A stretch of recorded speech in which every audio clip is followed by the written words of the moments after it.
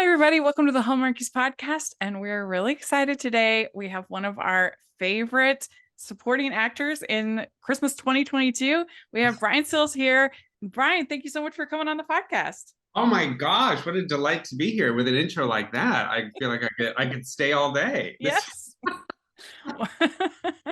Well, what we like to do with new guests is we like to learn a little bit about you. And so, like, if you could introduce yourself and tell us a little bit about how you got inspired to get into acting. How'd you get started?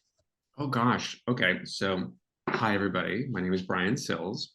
I started acting. I mean, even like as a little kid, I used to write plays for like my class to do like in elementary school with a Uh-huh. really great role for me, of course, and great sort of peripheral roles for everybody else. But I always sort of was, I don't know, I've always sort of something I wanted to do. I did community theater growing up. And then I ended up going to a theater school. I currently live in Toronto. I lived in the States for a long time, and now I'm back in Toronto. Toronto's my hometown. And actually, Catherine Davis, another beloved Uh, Christmas star, Catherine yeah, Davis, one of our faves. we went to the same theater school, which was at the time it was called Ryerson Theater School at Ryerson University. The university is now called the Metropolitan Toronto. They changed the name a few times, so it's a Uh-huh. university.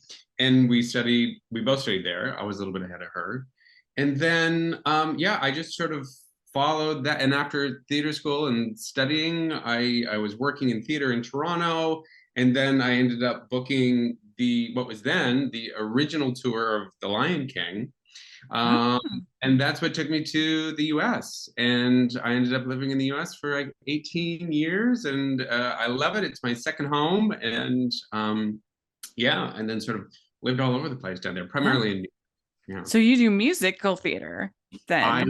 You're a do. singer. I've been known to hum a tune here and Yes. So when there. you did community theater, did you have like standout roles? They were your favorite? Oh gosh, let me see. So one of them, oh gosh, the first play I did was dreadful. And that stands out just because it was like this drama that they did at Christmas time. I don't know who did the planning, who was planning that season, but it was this drama about like this family being held hostage. And I Oh my was gosh. stunned. I know. Happy holidays, everybody. It was like Uh, alternate programming. exactly. But I was just excited to be a part of it. Yeah. So that one definitely stands out, but perhaps for all the wrong reasons. Um, and then I did this comedy called Enter Laughing, which was like my first sort of lead comedic role. Uh, Took place in like the in the 20s, I believe, sort of vaudeville era, and about this kid wanting to get into show business. And it was, yeah, that was, I remember being like yeah. overwhelmed. I was like on stage the whole time and still like I think I was in Hmm. college at that point, but just kind of being like, oh my gosh. It was just exciting. I loved it. And Yeah. everybody in those community theaters I worked with were so delightful and welcoming and just a Yeah. delight. Just a Yeah. delight. So then how did you make the jump from like a community theater to getting on a national tour with Lion King? Sure. So when I graduated theater school, I had an agent, and sort of I was very lucky in that I walked out of school and straight into a lot of theater work in Hmm. Toronto, but then also outside of Toronto, there's some great like summer stock stuff. Do you know what I mean? Like great small towns throughout like Northern Ontario, cottage Hmm. country, where everybody leaves Toronto and goes north for the winter to the cottages and things. And so many of these small towns have theaters, and I would spend like my summers going from theater to theater to theater to theater, doing shows. And then I was doing some shows here in Toronto. I was in the production. Remember when they redid "You're a Good Man, Charlie Brown" on Broadway? Hmm. So the Toronto production, I was Snoopy in the Toronto production of Oh, that. fun. And then it was just after that. That was around 2000, I think. And then just after that, I booked the Lion King tour. There was a Toronto production of it that I had auditioned for many times, but didn't get into because nobody left that show because they were all like, "This is a great gig, and I'm staying."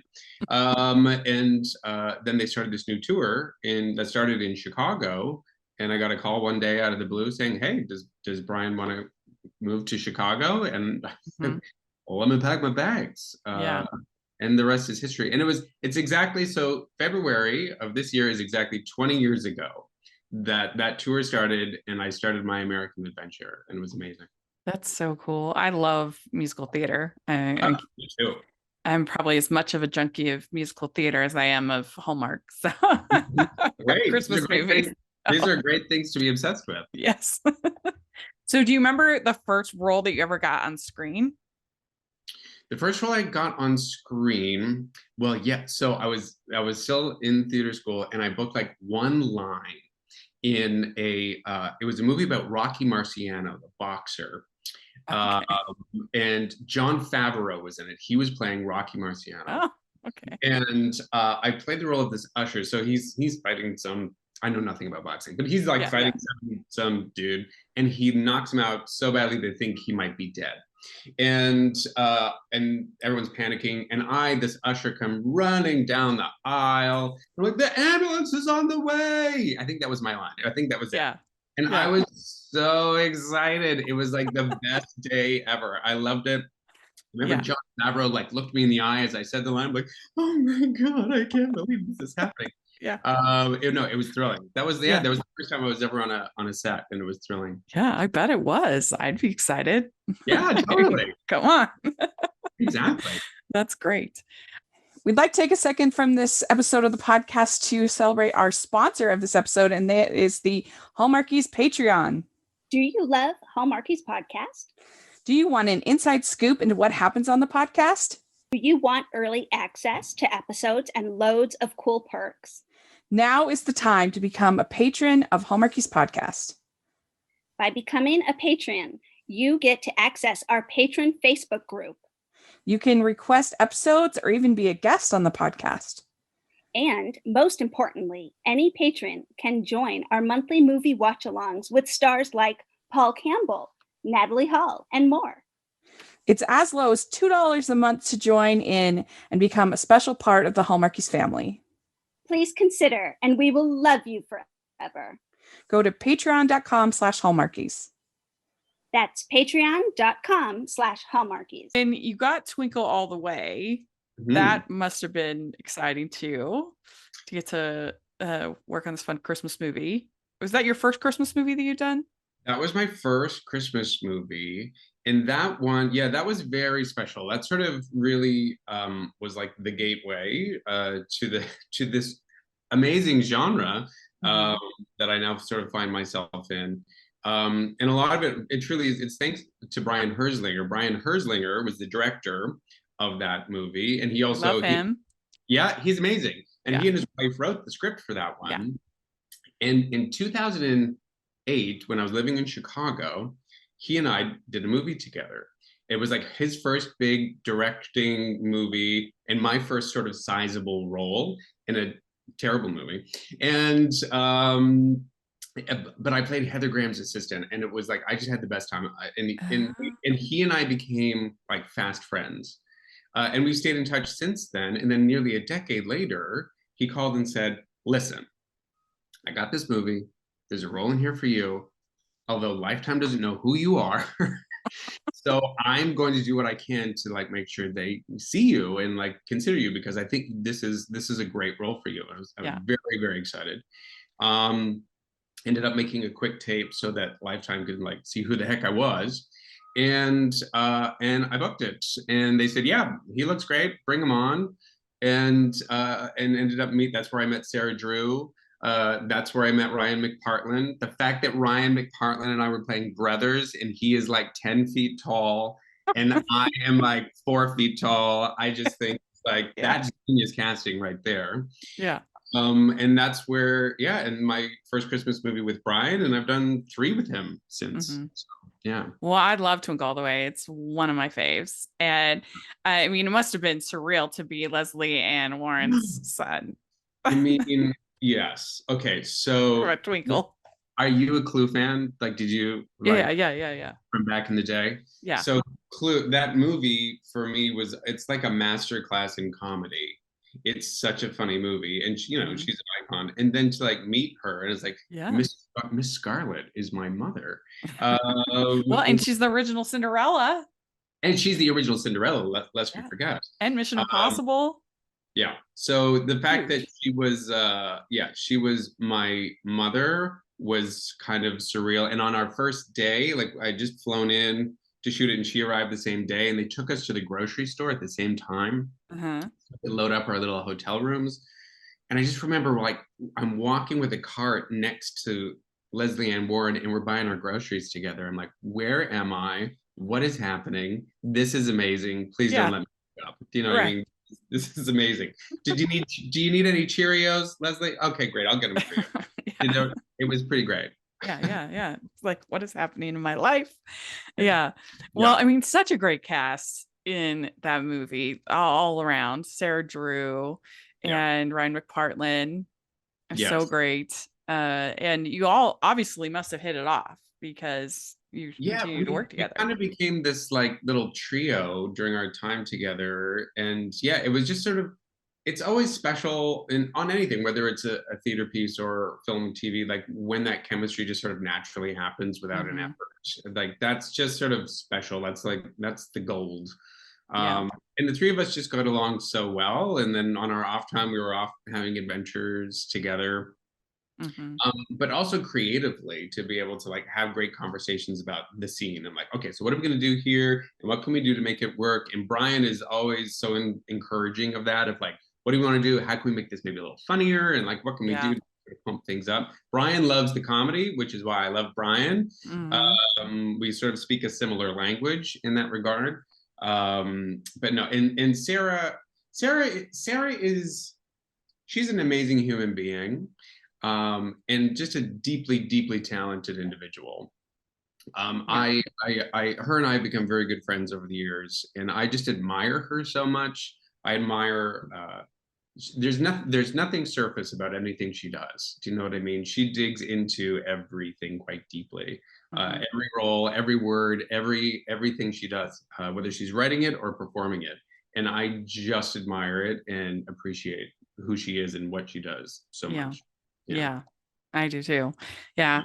And so I love lots of little scenes in Twinkle All the Way, but like I think the wedding, because I'm normally actually not that big of like a like bridal movie fan in Hallmark, because I hate the bridezilla and just like selfish characters and all this.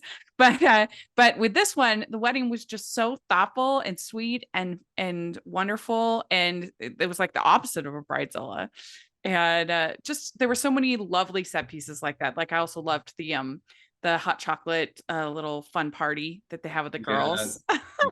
Hot chocolate sleepover party. That was so fun. There were so many. It's a really sweet movie in that regard. I totally agree with you with that sort of the wedding and all of that stuff. It's really sweet. It's really, really sweet. When he makes her view, it was so fun. Oh, I know. And then there's sort of cute little like painting moment where she paints his shirt. Oh yeah. I mean, come on now.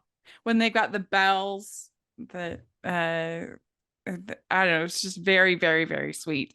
And so it was kind of a big moment, I guess, when you have this kiss with your husband, which on the movie, were you aware that was like something that hadn't been done a lot in these movies?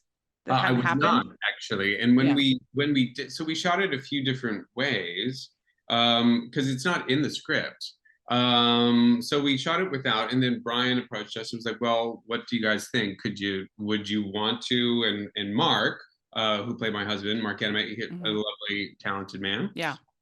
He was like, okay. So I don't know, we only did a couple of takes, and then we kind of moved on, and it's I almost feel silly for not sort of clocking it at the time of like, oh right, this could be important. But it wasn't. It was just like, oh, okay, great. So that's great and feels natural. And because of course everyone's waiting for Sarah and Ryan to have their big Christmas morning kiss. But I actually, in hindsight now, look back and like, wow, what a sweet and magical moment, and just in that it meant so much to a lot of people, and sort of also just sort of helped to raise the bar, I think, a little bit in terms of LGBTQ visibility, and say, this is what families look like, and this is all this, and love is love is love is love is love. Yeah. Well, it almost means more that it was just, of course, like that. Of course, there They're married. Of course. Yeah. Yes. Yeah, of course they're gonna say, Merry Christmas and have a little Yeah. smooch. Yeah, Right. it's yeah, exactly. It's not like, they're making out or anything, but it's just like a little like, oh, I Yeah. love you. Good morning, Merry Christmas. Right. We're married. So Right. that makes a lot of sense. So you did the holiday fix up with Ryan. So you obviously, like I said, you obviously got along well. Yeah. Keep Mhm. working with people. That's always a good sign. No, listen, return business is always a good sign. Yeah. I am it's when they don't call again, you start to get Yeah. worried. But no, so fix up. So there was so Twinkle we shot in 19, and then of course 2020 was everybody's favorite pandemic year. Yeah. And then in 2021, things were picking up again. And Brian directed Fix Up, and Ryan was one of the producers on it. And they're like, hey, we've got this great role of her sort of producer slash agent, blah, blah, blah. And I was like, great. And Jana, delightful human being, was so happy to meet her. Although the majority of my scenes, because I was on the phone or on FaceTime, I was by myself pretty much that whole show.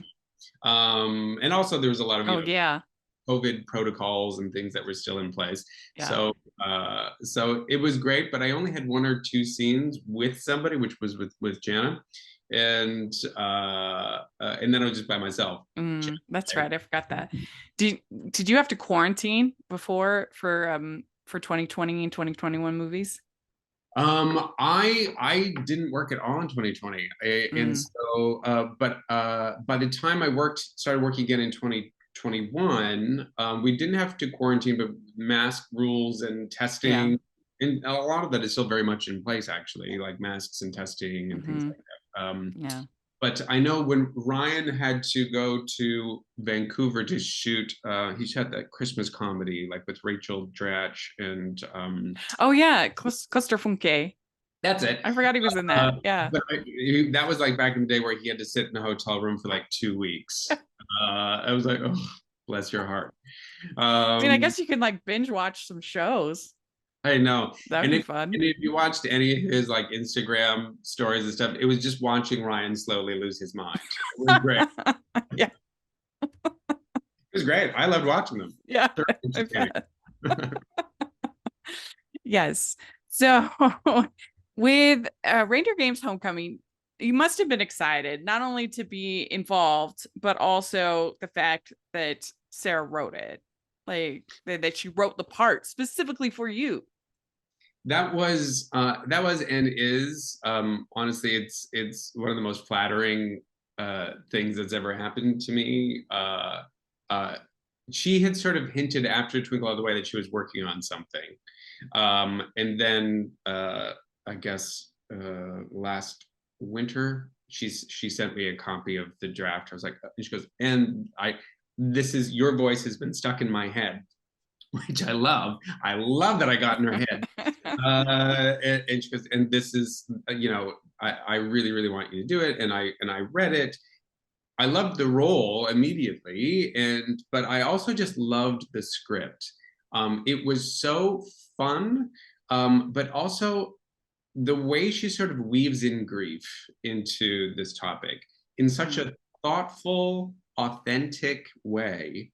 Because the reality is, for Christmas isn't all twinkle lights and happiness for a lot of people. That often for many of us, it brings up that empty seat that's at the table that year. What I mean, of the person that we miss. And to have a movie that sort of openly deals with what that could feel like and what that would be like, it's so relatable. While also having a lovely romance and some comedy all sort of woven into it. I just found the balance of it was brilliant. And I loved all of my scenes. My scenes were just a delight. Just to be able to, just Sarah and I kind of horsing around and playing and making each other laugh. We just had such a great time. And also, again, Brian Herzlinger, he directed that one too. And the fact that he was there and Sarah, and they just had such trust in me to play and improvise and, just create in the moment was deeply flattering. And it was, the 3 weeks that we shot it went by in a flash because it was just so much fun. Yeah, I was going to ask you about that. If when working with Brian, if he allows you to kind of improv and create some comedy off the script. Yeah. Like, well, there's usually a bit of a conversation, and it's usually like just sort of one word. Like he'll just sort of walk up and go, "Do you think you could find?" And I'll be like, "Uh-huh," and then we just sort of throw some things out there. And for me, if the crew is laughing, then I feel like I'm going the right way. Because the big difference, honestly, with doing comedy on stage is that you get that immediate gratification, of course. Right. Like, okay, well, that line worked. That's good. Yeah. But when you're doing it on camera, it's like you do it and you're like, crickets, like nothing. Do you know what I mean? So it's nice if you see that the boom operator is shaking. You're like, oh, okay, then maybe I'm onto something here. Well, I've always thought it would be hard too, because since you have to do everybody's coverage, you end up doing the part you do the line so many times. And so I would think I would start to lose confidence of like, is this really funny after you've done it a bunch? I mean, I know they don't do that many takes in these movies, but still. I think that would be hard to be like confident in the humor. Yeah, I mean, the sort of doing it over and over again, sort of you start to like question and be like, oh, you know what I should do? Oh, you know what I should do? Oh, it's like you do to sort of get to a point where like, okay, Brian, it's it's up to the editor now, and just sort of surrender that you put something out there that will work. But yeah, it can't. It's finding what that sort of boundary is, and being comfortable and confident of like, okay, I think I've given them some good options here. I mean, I could stand here juggling all day and come up with a million different things, but we have things to do. We have to get through the schedule, and a bunch of other scenes to shoot. Yeah. Well, and what I thought was so brilliant about Reindeer Games Homecoming is the way that it captured the people who watch these movies want to feel like they want to feel that the leading guy really desires the girl, like you want it to be swoon worthy. And they have him literally begging for her to give him another chance. I mean, that was so romantic. And I think that sometimes they're a little bit afraid, more so on Hallmark than on Lifetime, but they're a little afraid to lean into the tropes of the genre. That like they don't want to be seen as cheesy, or they don't want to be seen as over the top. And I say, don't worry about that. Lean in. We want it to be a little over the top. We want it to be a little bit ridiculous. We want it to be something that probably won't happen in real life. We don't care. We're not watching these movies for like realistic romance. We want something out of a romance novel. And she caught that in her script, I think. I couldn't agree more. And watching those scenes between the two of them, they have such a lovely and amazing chemistry that's just delightful to watch. Also, I think Justin in this movie, I was blown away with Justin. I love Justin, and he and I got along great, but I didn't have a ton of scenes with him. But we hung out a lot. But then watching the movie as a whole, he was so nuanced and he's so funny. Like you look like, because you look at him and he's this giant mountain of a man, and he does look like an action star, and but underneath it is this sort of sweet, geeky, funny person, and that he really let that come through in this movie. And I fell madly in love with him. I thought he was just so sweet, endearing, kind of lost, you know what I mean? Like the character's just like he's seeking something and it's nothing satisfying him, and then he finds her, and at the end of the day he's kind of just a big musical theater geek. It's like, I just want to be around you. Like, that is really romantic. Right, you can be around me, Justin. You can be around me. That's right. Hey, this is David from the Piecing It Together podcast, a podcast about movies and the movies that inspire them. For over 4 years, each week, a guest and I take a look at a new movie through the lens of what other movies we think were either an influence or connect in some other way. It's a fun, unique way to discuss films that leads to a great list of other movies to check out that either explore the same themes and ideas or maybe utilize similar filmmaking techniques. Including special episodes in our side series that twist the format, we've done over 200 episodes, so there's bound to be one on a film you've been thinking about and want to dig deeper into. So check us out on all the major podcasting apps and at piecingpod.com. think that is just what everybody kind of dreams of, is some guy who just, a guy or girl, whatever it might be, that just loves being around you so much, thinks you're just the greatest. That's what you want. I'm very lucky in that regard. My husband says that to me all the time. Like, I just want to be around you. I'm like, great. Yeah. That's the dream. That's the dream. I thought she did a great job with that. So do you think that you would be particularly good at any of the games? Oh, at any of the games. Now, I am an incredibly uncompetitive person. The thought of competition kind of just makes me shrivel a little bit. But I would say of all of the game, I wouldn't want to do the polar bear plunge. I would the dog sled derby, not the hockey. No. What was the other one? I'm missing one. There's the dog sled derby. There's the polar bear plunge. There's the hockey game. Oh, the ice sculptures. One. Maybe the ice, because that's a bit artistic. Do you know what I mean? Yeah. Not that I've ever carved ice in my entire life, but let's go with that one. I'll say I think I would be genius at that. Mine, it would definitely be the plunge, because I'm a like decent swimmer. Oh, good. Yeah, okay. yeah. So I love open water swimming. I've never done polar bear, but I've had some friends who have. But I love, particularly, I'm here in Utah, and so we have we have Salt Lake open water swim every year, and so that's as intense as I get. But it's pretty intense. It's hard. That sounds very intense. Yeah. I don't like open water. I'm not. Swimming pools, okay. I like seeing what's around me, just because there could always be a shark, basically. Well, at least you don't have to worry about that in the Great Salt Lake. No, indeed. Although my mind would not be convinced of that. So, well, we sometimes try to trick new people that the sharks in the Great Salt Lake. That's right. The Great Salt Lake sharks. Yeah. Watch out for them. Right. I would be one of the people to believe you. Yeah. So you were also in We Wish You a Merry Christmas. Yeah. This season. So for Hallmark, and you were running this inn, and we all kind of wondered, like, what is the end goal of this inn? Because they damaged these people's car, and they're like, the week is on us, right? Yes. And so we figured there must be some secret thing between Santa and the inn owners and the therapist all working together. Yes. Yeah. Clearly we have disposable income, because we're destroying people's cars left, right, and center to make them stay. We think you get the funding from Santa. Yes. Yeah. So the funding, I think that's exactly it. So the funding comes from the North Pole. It probably gets laundered in Bermuda or wherever they launder money these days. Right. And then comes to the therapist, who then pays the inn. I don't know, but it's all happened somehow. Like Santa's like investing in crypto or something like that, like making all this money, and he fuels it into the inn, which then saves, which is like, we figured that the therapist is like a silent partner in all of this. Right. Oh, you have really thought this one. I mean, I haven't thought it out nearly as much. But you, kind of what is going on here?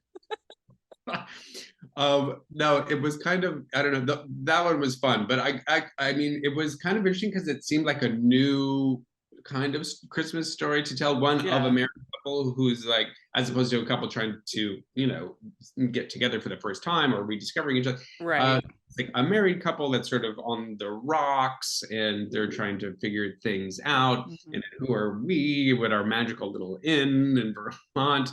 Because it's always an inn in Vermont. Right. And then the therapist and all that sort of stuff. I mean, it could also be really good for the like windshield installer business there in the town. She's totally in on it too. Cindy in the garage.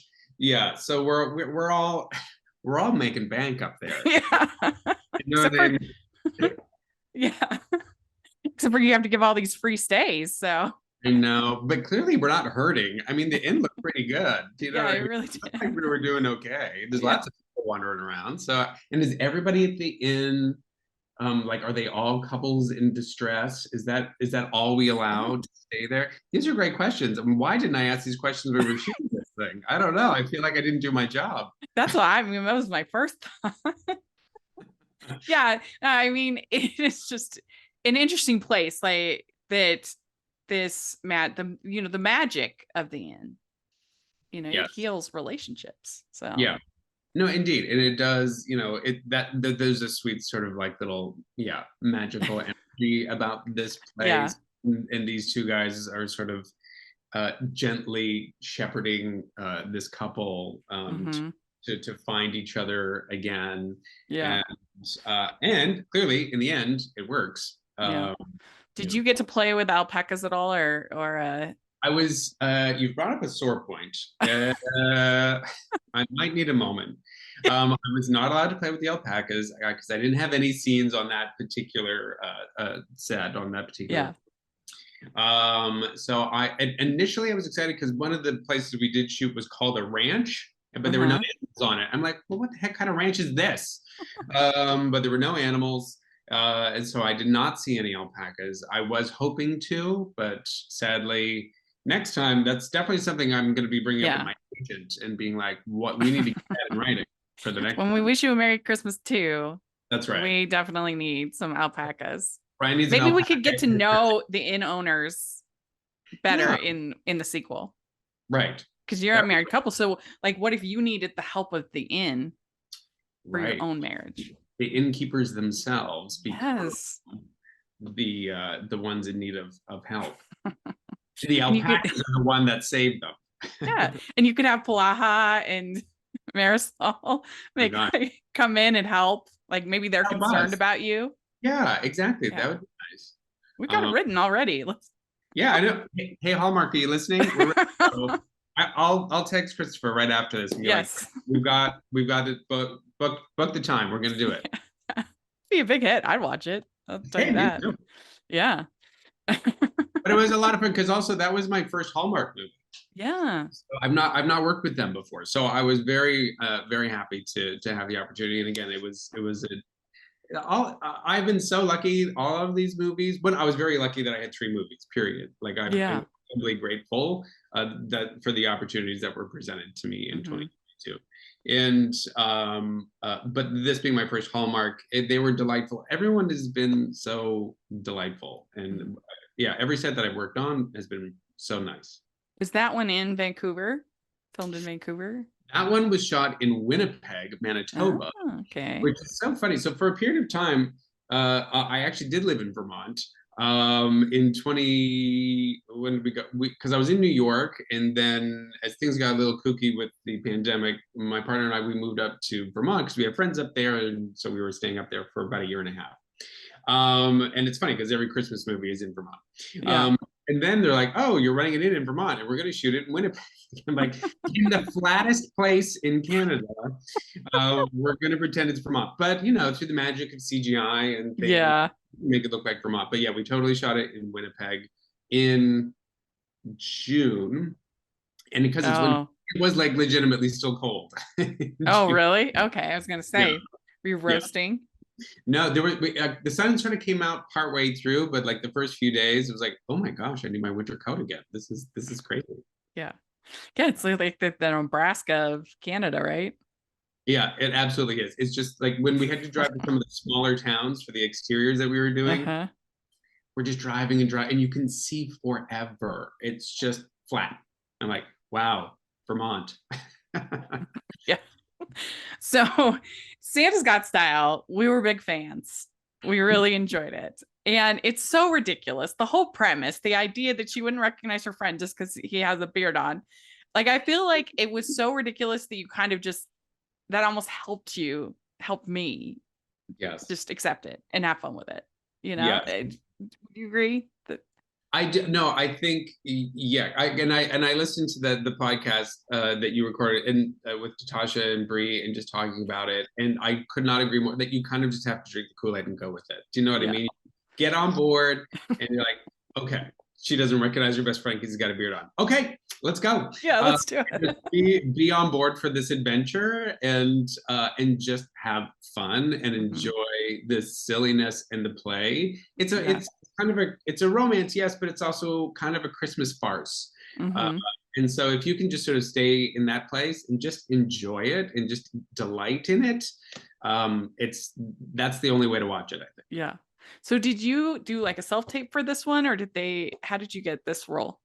So this one was I was in Winnipeg shooting. We were shooting Merry Christmas, and my agent Kathy sent me this breakdown. She goes, "Now listen." She goes, "I'm submitting you against type because the breakdown said big, burly, intimidating security guard, and I am not a big. I'm very petite, and she goes, but I think you could do something with this." And the casting director was Rachel Lamarche, who actually was also the casting director for Twinkle. So I had a relationship with her because I think, and Rachel said she's totally open to seeing whatever you'd want to do. So come up with something. I think you could do something with this. So I read the scenes and I'm like, oh, this is hilarious. I love Adam immediately. And I see in him, like, he's like, oh, he's a little dog who thinks he's a big dog. So it's the whole thing. Like, he thinks he's a CIA agent. And everything is incredibly serious. And so I throw together a quick tape and send it off. And not that long later, they was like, yes, that's exactly what we're looking for. So I was just thrilled that they were so open to sort of seeing someone that didn't quite fit what was called for in the breakdown. And that also my agent was sort of gung-ho. Yes. I think you could do this. So like, just play with this and come up with something. Yeah, that's an agent who's earning her keep. Yes. That's great. No, she's terrific. She's really amazing. And I was so grateful. One of perhaps my favorite roles of all time was Adam. And it was so funny. I mean, were you a little bit nervous about looking silly, or did you just from the beginning just go for it? Oh no, I just went for it. I totally like first day went for it. One of the first things I shot was it's the scene where she's having lunch with Rafe when he's in the Santa outfit, and I'm like, we're under a code purple. We need to talk. And right, and then I exit the scene and I crash into the door on the way out. So that was the first day, and I was like, I'm going to crash into the store. I'm just throwing it all out there, and I'm going to see. They're like, Brian, no, that's too much. Then I'll pull it back. But I was like, okay. And I didn't tell anybody I was going to crash into the door on the way out. And so it makes a heck of a bang on set. And everyone thought I had hurt myself. And was like, what's happened? What's happened? I'm like, comedy happened, people. No, and everybody, Amy Forrest, our director, she was so supportive, and she would come at me with ideas. She goes, what if it's like this? I was like, oh yeah. And we would just throw ideas around. So she was incredibly encouraging. And then playing with Catherine and Franco, and Annie, who plays the assistant, we just played and had fun. And my goal was always to make Franco laugh, because it's hard. I would see him like tightening his lips through that beard and like, I'm gonna get you. Did you ad-lib lines like pandas for pandemonium for pandas? I did. Yeah. I added a few things. Yes, I added pandemonium. It was supposed to be the Panda Tower. Yeah, it was a Panda Tower. And then I was like, it's pandemonium. And and a few of the sort of threatening moments where I'm like really I had a lot of fun just sort of creating, and everyone was very supportive of it. So is that what kind of gave you the confidence to just go for it and be silly? No, exactly. And just to be totally silly, and because I thought I have to, for me to really come off, he has to be, as ridiculous as he is, you also have to believe him. And that's what makes him funny, right? Is there has to be authenticity to him, that this guy is out to solve this mystery. Who the heck is Santa? And that, he would fingerprint somebody at a party, and just like that you have to. Oh, that seems so funny. Do. So that's, I think, the key to, underneath the silliness, there still has to be truth and authenticity.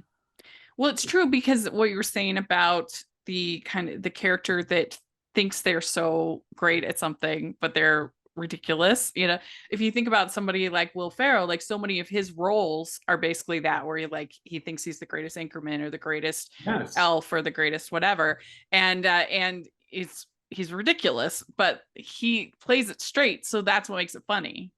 Yeah, that person, and Adam, perfect example of that. Adam doesn't think he's ridiculous. Right. Adam thinks he's an expert at security. Adam thinks he is a top dog, that nothing gets by him, that he's the smartest person in the room, and that he really should probably work for the CIA. He's that good. And so he has no idea that he's so yeah, you can't have it to play it. You can't have any idea that you are a clown, that you're ridiculous. It has to be dead serious, and that's what makes it so funny. Yeah, well, I bet you got a lot of joy out of trying to get Catherine to break. Yes, she's very solid though. I mean, I love her, but she's got great focus. I wasn't very successful at making her. She would laugh after, but in the moment, she maintained her composure brilliantly. It was Franco that I would always see that working with that beard. I'm like, I'm coming for you. No, it was just, the whole thing was a delight, and it's been received so well and by people, and people are just like you said, people are just getting on board with it and having fun and just enjoying it. Yeah, it was one of my favorites of 2022 Christmas. It was so funny. And you see so many of these movies and they don't go for the comedy, you know, they forget the calm and the rom-com. Yes, and I'm here for it. You know what I mean? I am all about, like, let's tone down the rom and bring up the calm, you know, because that's more my style. Yeah.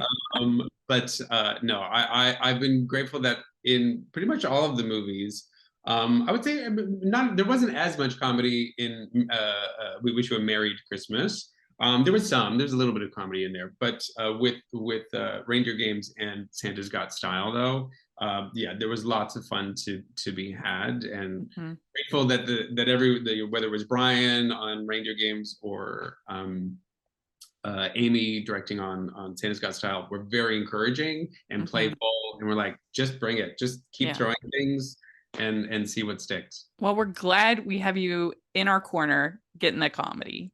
Yes, let's go. Yeah, it gives us hope for 2023. Yeah, exactly. I mean, because that's this.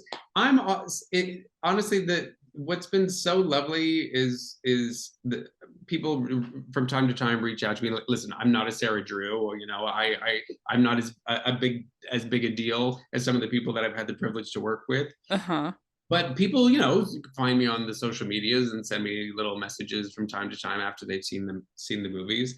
And the thing that I just love so much is the joy that it brings in people's lives. And it's so easy to, with this particular genre, I think, for people to sort of roll their eyes and go, ugh, these Christmas movies. Yeah. But people who don't watch them usually. It's usually people who don't watch them, and they don't know what they're talking about. But these movies provide so much solace and joy and happiness to people's lives, not just during the holidays. I get messages from people who watch these things all year long because it makes them feel good. And I'm like, well, then that's what it's all about. That's the kind of work I want to do. I want to be a part of the things that make people feel good about themselves, feel good about life, provide a sense of comfort. Well, I've said that a lot, that romantic comedies are really important genre because they're inherently hopeful. They're inherently about good winning and love winning, and we need that. We need hope. No, I agree. And I am increasingly, the older I get, I care about how I feel at the end of whatever it is I'm watching. Do you know what I mean? I care about that. I want to feel good at the end of it. I don't want to feel tired, and I don't want to feel like I'm fretting over the world or anything. Like, I want to feel good. I want to go to bed afterwards and sleep really well. You know, and so that's why I think this genre actually it's a really important genre, and it provides a lot of love and hope and joy to a lot of people. Yeah, I had a friend on one of my friends, fellow critics. He hadn't watched any Hallmark movies before, and this last season he watched The Holiday Sitter and Hanukkah on the Rye, and he was like, I really liked it. I can't believe it. I said, I told you. Really fun. Like, obviously there's some that are terrible, like any genre and any studio. There's some that are good, some that are bad. for the most I mean, part, like, look, there's like how many Christmas movies were made in 2022? Like yeah. 1.6 million. There's a million movies there.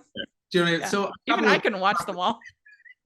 which is like the fact that you would watch as many as you did. I don't know how you found the time, but you know, there are some that are perhaps not as good as others. And I've been very lucky. I think Yeah. the ones I've been privileged to be a part of have been great. I'm like Lifetime has been so kind to me and so welcoming to me, and I'm excited to continue to do things with them. No, I feel very lucky. So far, so good. I've not been in a stinker. Yeah, it's really a good batch. It's true. Right. Not a bad one.